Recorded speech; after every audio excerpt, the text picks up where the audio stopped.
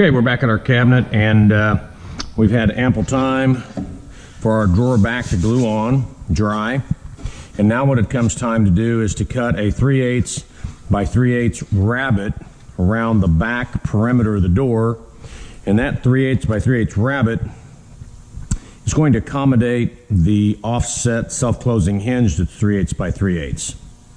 Okay, so we come to the dado blade, and we want to adjust this so we are cutting the proper size, proper depth. Usually there's a hinge over here on the saw, same thing.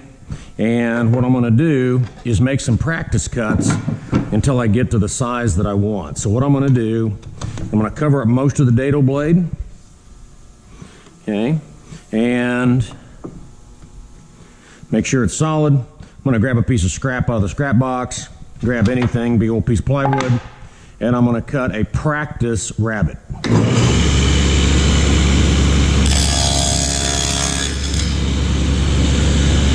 And then I'm going to take this and put this in there, and I can tell that we're not over far enough. My depth is good, but I'm not over far enough. I got a little bit of a gap, so I'm going to slide this over. I'm going to cut it again.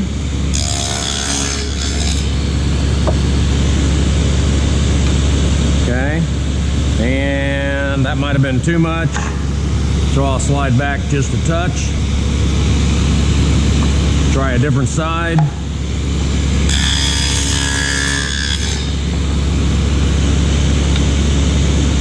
And that looks pretty good. I've got literally no gap between where the rabbet's going to sit. It'll attach here. Hinge will be there to the cabinet. So all I always like to do is I like to start on my top first, and I like to make a couple cuts.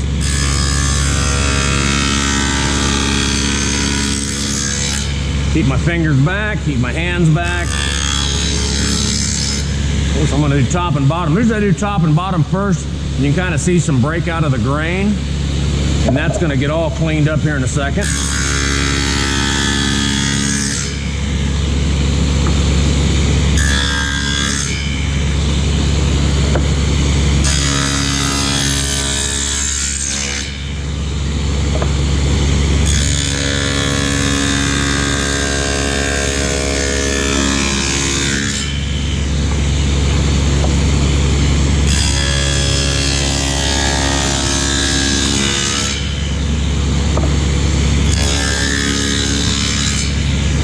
Okay, take a look at the back.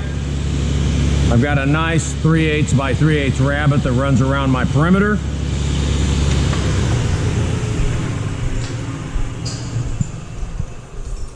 Now, when I put this door in, it should have some side-to-side movement and some up and down movement.